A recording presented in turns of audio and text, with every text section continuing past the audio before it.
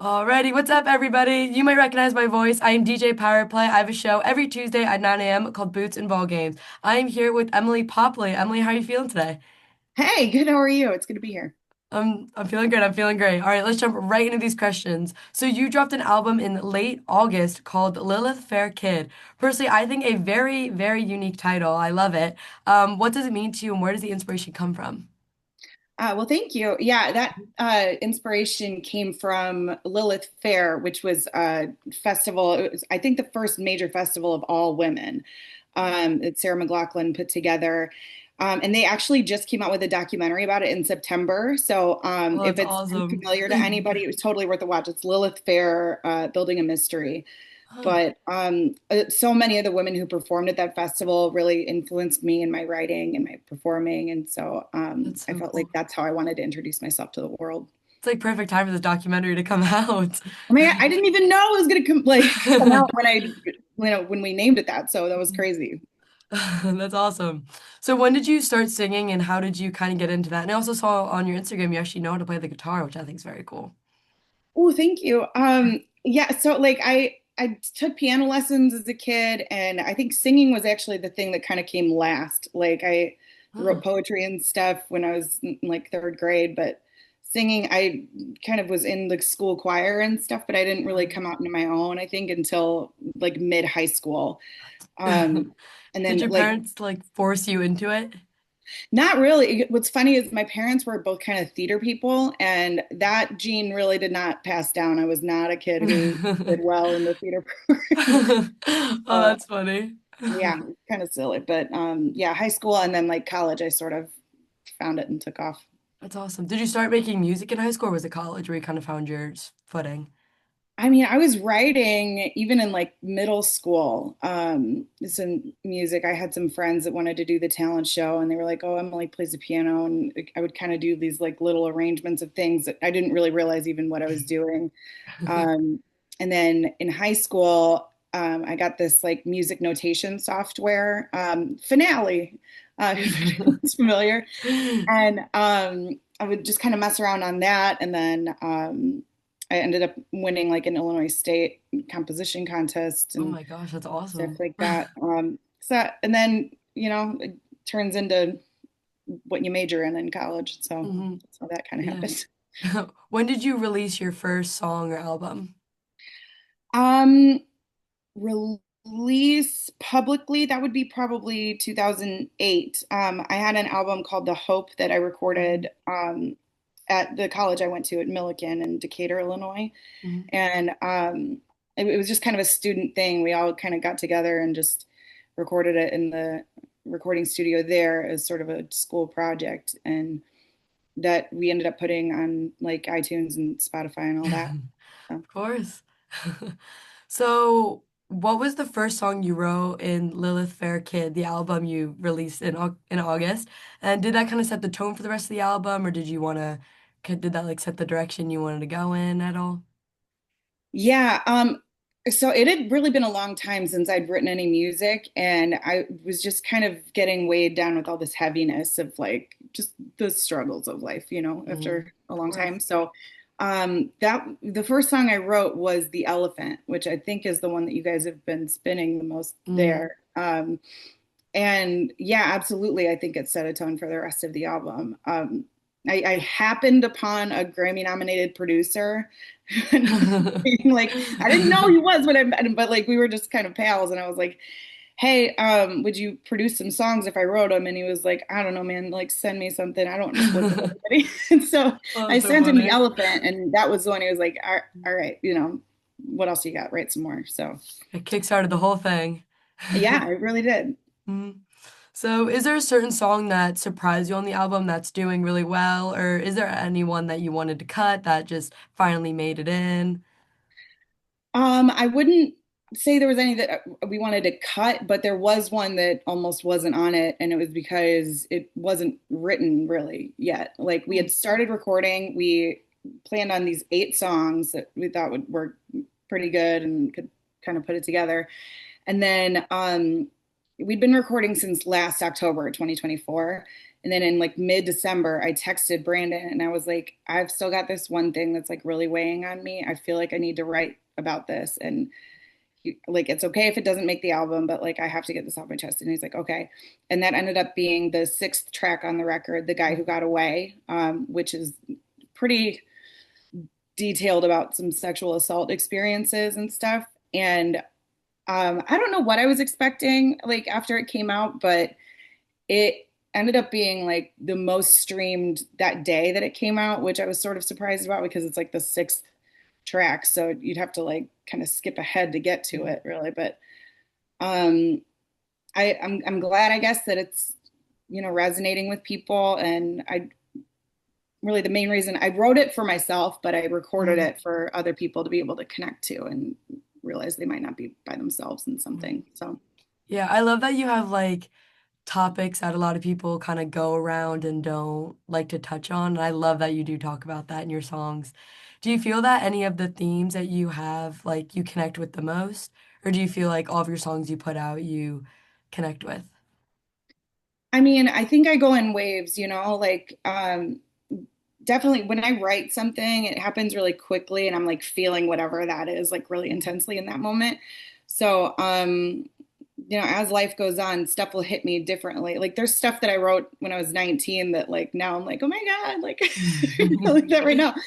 Um, but I think that's the idea of like recording is, everyone's lives are sort of ebbing and flowing like that. And even if something doesn't resonate right now, maybe it will down the road for somebody. And so, um, but depression certainly comes up pretty often. It's one of those, it's kind of Mhm. hard to shake. So, yeah, that'll. Yeah.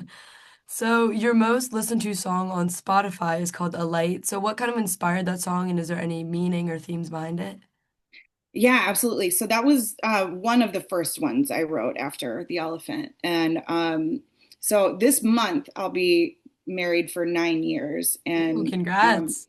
thank you. Yeah. And it had been, I didn't even really put it together, but I hadn't written any music the entire time we'd been married. And I think part of it was that I was afraid to express anything other than like, things are going great. Like, cause Mhm. you kind of assume that, I think, once people are sort of married off. And, but the thing is, like, everybody goes through stuff here and there. And so I wanted to just kind of start a conversation about like what I needed emotionally and stuff like that. But then I started to feel like it wasn't really fair that I had this songwriting outlet and my husband didn't. So I wrote the second verse sort of based on stuff that he would say back to me when we were communicating. And I had my buddy Matt Gerard sing on that, and he's great at singing. But it was sort of a tangent, sorry. No, But you're good. yeah, it's really just about kind of two people fighting to get back to a place of like feeling, at home in a relationship and Mhm. believing that it can get back to the fire it once had. Mhm. Does he inspire a lot of your music? My husband, Mhm. at least three tracks on this album are directly sort of about him. So, well, Do you tell him that? yeah, honestly, I can't believe how supportive he's been of this whole process because like it is very vulnerable and exposing and like I'm okay with that. Like I love connecting with people, but the fact that he's been like okay with like me being this open about like our relationship, I think is it's crazy to me. I really appreciate it about Yeah, him. that's the best. Yeah. So are you working on any new projects right now?